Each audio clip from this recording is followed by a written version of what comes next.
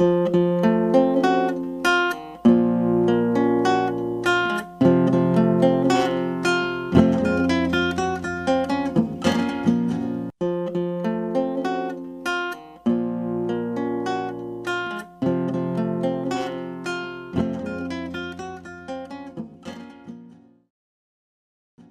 a pleasure for me to be here with you as we celebrate Hanukkah this week.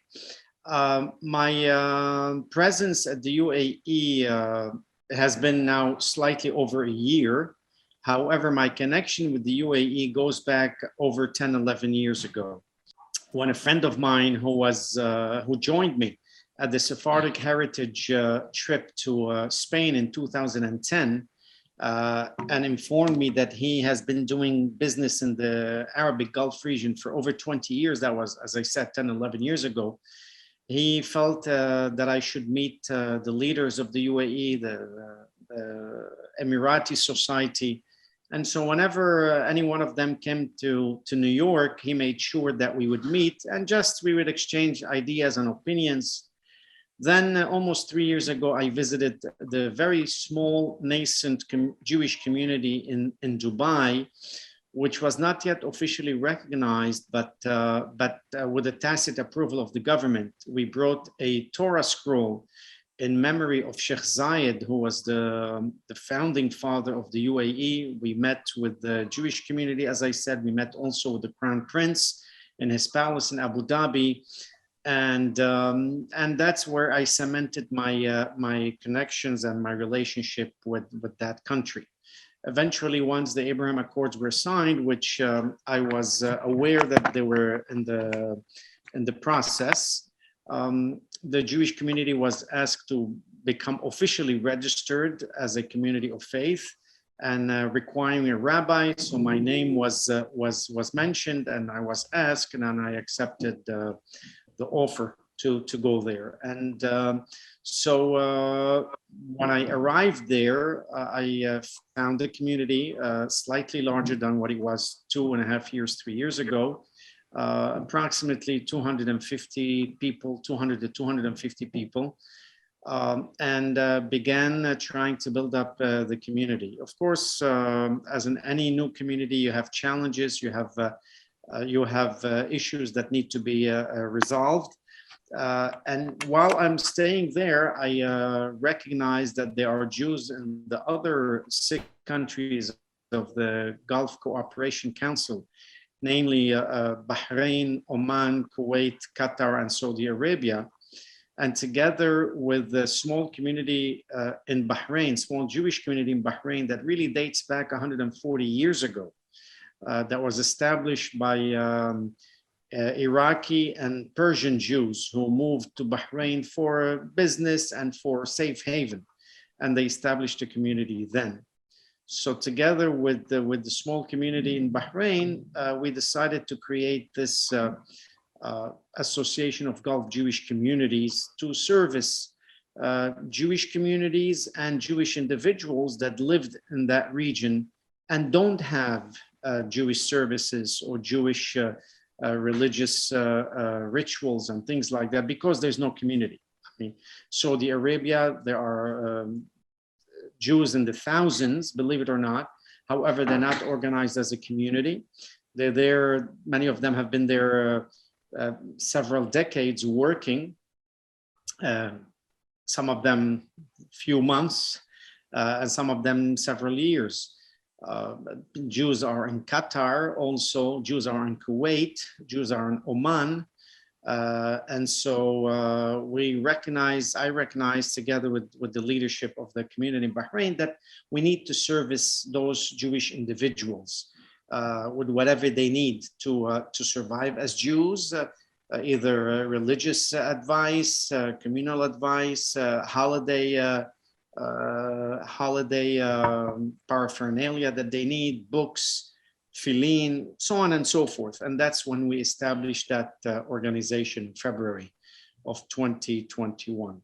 It has been very well received by the UAE, by Bahrain, and also by the other countries, although not officially established, not officially recognized, but of course, tacitly approved by many of those governments. And so that's where we try to help many of those Jews. For starting from Purim, we had a Megillah reading for all of them. Pesach, we had distribution of matzah, of haroset. Sukkot, I mean, before Sukkot, Rosh Hashanah, we had the distribution of honey, apples, and shofarot. And even in Sukkot, we had the distribution of lulav and etrog, all what they need. We make it available for them. So there's definitely a great importance to the establishment of a Jewish community in the UAE and in any Arab country at this moment. For me, it is like closing a circle. As I was born in an Arab country, in Lebanon, Beirut. My parents were born in Aleppo, Syria. And for generations, many of my ancestors lived there, and many of the ancestors of many Jews. As you know, approximately 1 million Jews lived in Arab countries stretching from Iraq, Iran, Iraq, all the way to Morocco, and all the countries in between. Of course, in Saudi Arabia, there were Jews living there up to like several hundreds of years ago. Certainly, even before the advent of Islam, Jews lived in many of those countries. The UAE did not exist as a country, and in that region, there were no Jews, except that there was a discovery of a Hebrew tombstone in Ras Al Khaimah, which is one of the Emirates, but believed to be of a Jewish business traveler that may have died and was buried there. We don't have yet a remnant of any Jewish community in that area, but be that as it may. So the importance is really great. It is very significant to establish a Jewish community in an Arab country, because that's where we have been for thousands of years. Some of these communities, believe it or not, date back to the time of King Solomon, especially the community in Yemen. The community in Saudi Arabia dates back definitely to 2,000 years from the destruction of the Second Temple. The communities in North Africa, also many of them date back, in fact, to the First Temple. In Tunisia, definitely the community there dates back 2,500 years ago. Destruction of the First Temple. And so it is very significant to have a Jewish community, is the recognition that we have lived in that area for many, many centuries and millennia. So celebrating Mizrahi Heritage Month is, of course, significant because it's part of the history of the Jewish people. A people that does not know its history is condemned to repeat it. And we certainly don't want to repeat the bad times that our people went through in their countries of origin, be that North Africa, Middle East, or even Europe and Eastern Europe. But it's a history that we all ought to learn from it. We all ought to cherish the good days and to learn not to repeat the bad days, or at least to prevent the repetition of those bad days and bad times. And so it's very significant. Now, our presence also recognizes the new reality in that region towards the state of Israel, the country, the land of the Jews, the country of the Jews. And so even though we are a religious community, not a political community, we do not represent Israel as a political entity. They have their own ambassador. However, Israel is certainly the land, the Holy Land, has been promised in the Talmud, in the Bible, of course in the Talmud, but in the Bible, even in the Quran, recognizes that the land was given to the Israelites, to Musa, to Moshe, after the 40 years of wandering in the desert.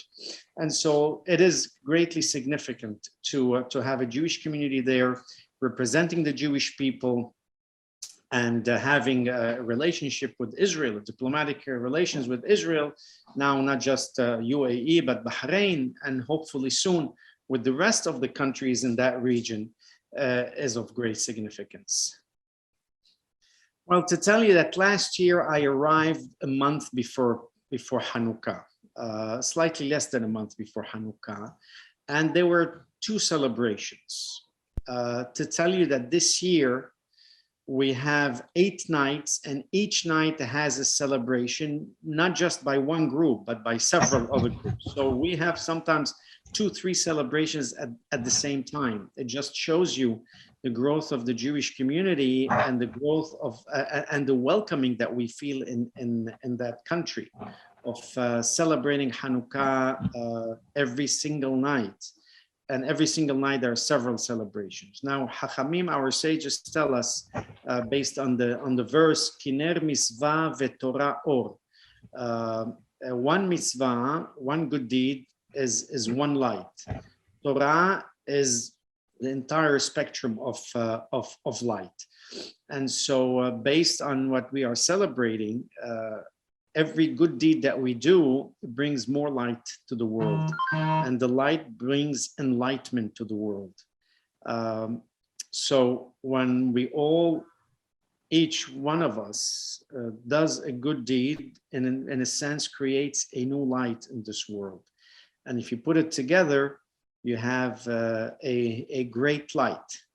In fact, our sages also say that eventually there is this Or Hadash al Sion Ta'ir, that there will be a new light over Zion, or there is a light that is specifically saved for the righteous people. And that is as a result of all the good deeds that they have done throughout their years and throughout the ages. And so definitely very significant and very important for each one of us to do a good deed in this world, so we could light up the world with goodness and goodwill, and basically being the light into the nations. We're going to have a celebration together with the museum called the Crossroad of Civilizations Museum. It is led by a very dear friend of mine, Sheikh Ahmad Al-Mansouri. His institution is the first institution in an Arab country that commemorated the Holocaust, that has a permanent exhibit on the Holocaust, and that is using the museum to teach the population everything about Judaism and the Jewish people. So it is definitely a historic moment. It's an institute that has taken upon itself to spread education to not just that population, but to the entire region, about Jews, the Jewish people, about the Holocaust, and about the history of the Jews, including the establishment of the State of Israel. And so it is very significant that we are celebrating Hanukkah in that museum together with that museum and its leader. Let me extend my greeting of Hanukkah Sameah. May the light of the Hanukkah enlighten your lives, your endeavors, and all what you do to enlighten this entire world.